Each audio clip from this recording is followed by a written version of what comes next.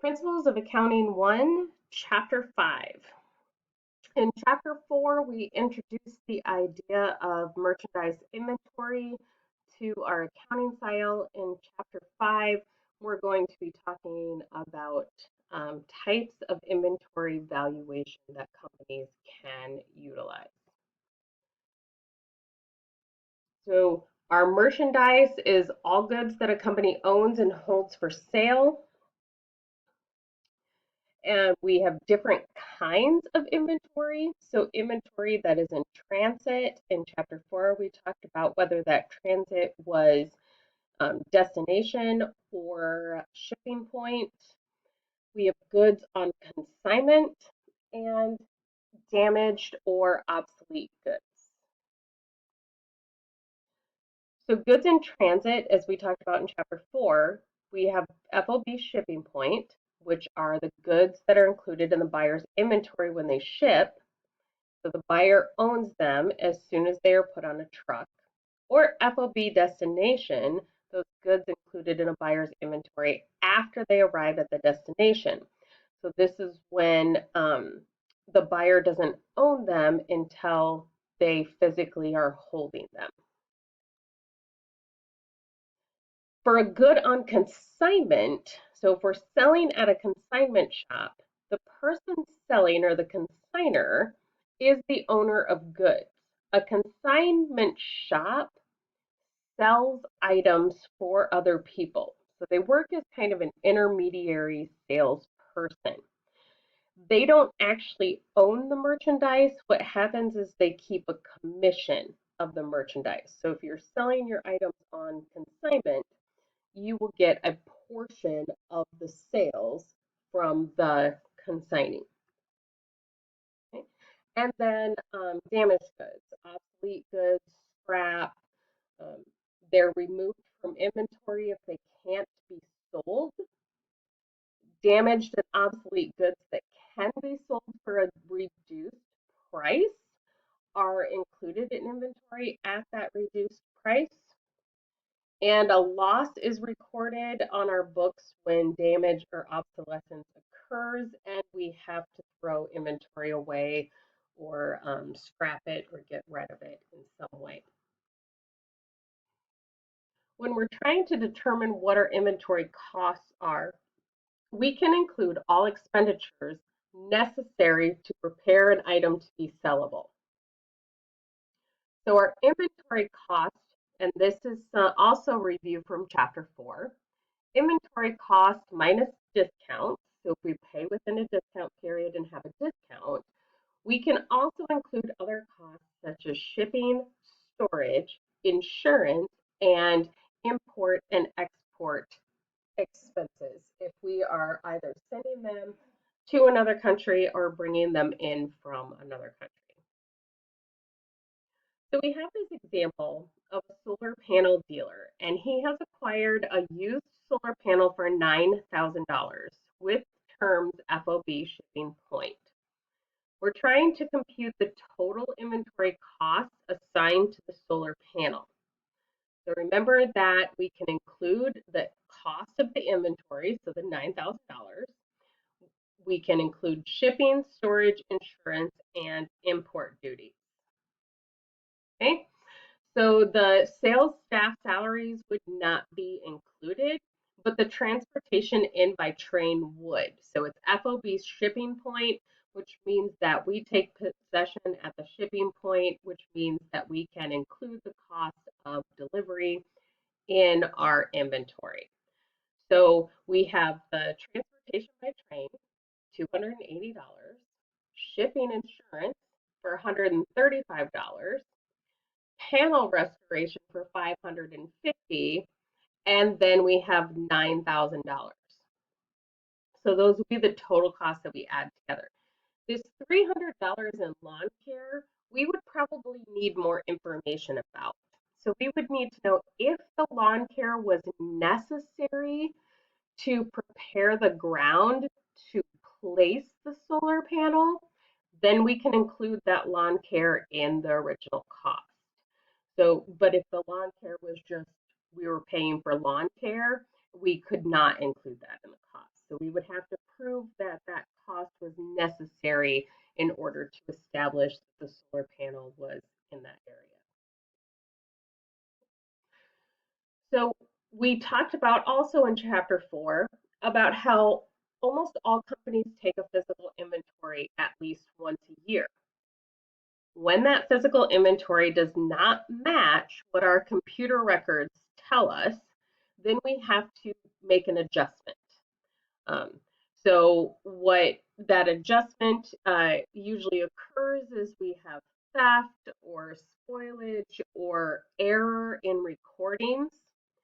So this talks about good internal controls over our physical inventory count, where when we're doing that physical inventory, we want to make sure that we're getting a true and accurate count. So internal controls are mechanisms that a company puts into place to guarantee that there are no errors or fraud in our accounting records. So different internal controls that we could have are where we have pre-numbered inventory tickets. The people who are counting them are independent people who generally don't have inventory responsibility. So what that means is we use other employees to count the inventory than the people that usually are responsible for managing inventory. Um, we do a second count by a different counter, and then the manager confirms that all items were counted only once. All publicly traded companies will also have their inventory counted by an audit team when they are audited yearly. So that's another good reason to make sure your records are completely accurate, is so that they match the physical count that the audit team takes. We have information here. So we report beginning inventory of 10 units at $60 each. Every week for 4 weeks, we purchase an additional 10 units at cost of $61, $62, $65, and $70 per unit for weeks 1 through 4. Compute the cost of goods sold for sale for this 3-week period. So when we were looking in chapter 4 and we were learning all of the journal entries that were involved in inventory, sales, and purchases, we always had inventory that cost the same amount.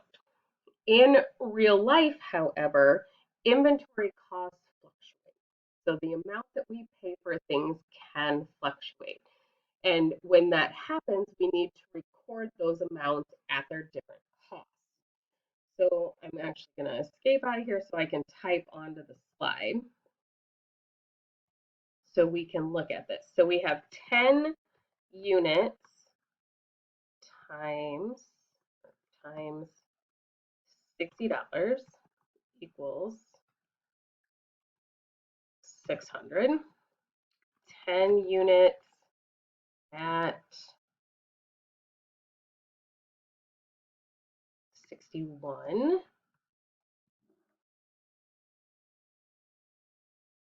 should be 610.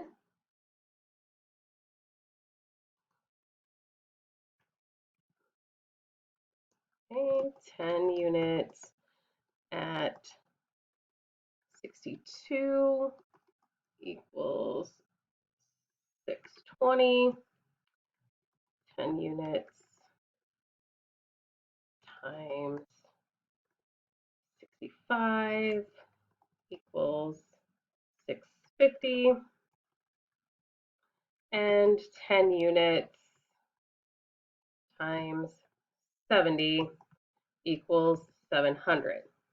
Okay, now we add all of those up. So 600 plus 610 plus 620 plus 650 plus 700, and we get $3,180. So we have 10, 20, 30, 40, 50 units available, and our total inventory on hand, or our cost of goods available for sale, is $3,180.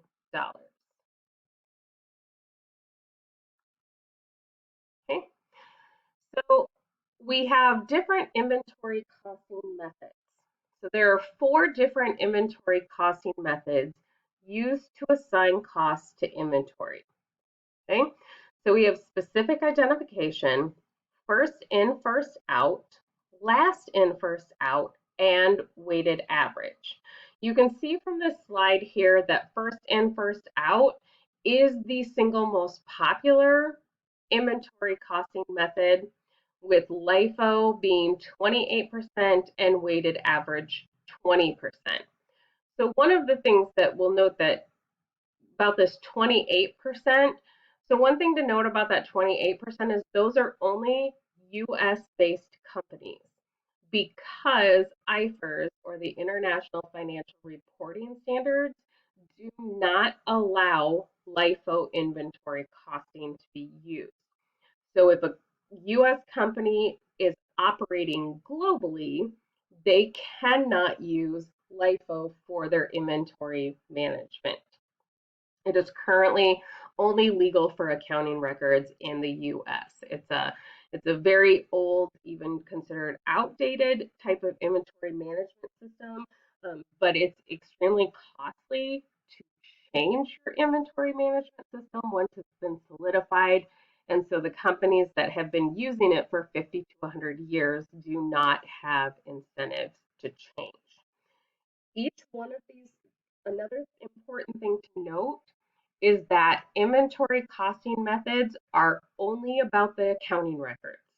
Okay, so it is only how inventory is identified in our accounting records. It does not equal the physical flow of inventory. So all physical flow of inventory runs on a first in, first out cycle. It's just the accounting for it that has different methods. Okay? So we have different things. So first in, first out, costs flow in the order in which they were incurred. So we bought items on May 1st, we have items on May 3rd, and we have items on May 6th. So when we sell items, we're going to sell the May 1st items before we sell the May 3rd items. Okay? Last in, first out, the cost flow in the reverse order. So when we have May 1st, May 3rd, and May 6th, when we sell items in the LIFO method, we're going to use the most recent cost first. So the May 6th cost, and we're going to keep the oldest costs on our balance sheet. And for weighted average, we add the 3 units together, divide by 3, and get an average cost of each, and we use that average cost. We are going to look through each one of these one at a time in deeper things. And as I said before, physical flow does not mean cost flow. And what we're focusing on here is accounting records. So how we account for inventory in the record. Companies get to choose which method they want to use for accounting purposes, but that does not affect the physical flow of their inventory. Okay. So this is the example of what an inventory record would look like. So we have all of our inventory transactions. So we have first our beginning inventory at the beginning of the month. We started the month with 10 units at $91 a piece. So we had a total of $910. Then we purchased 15 more units.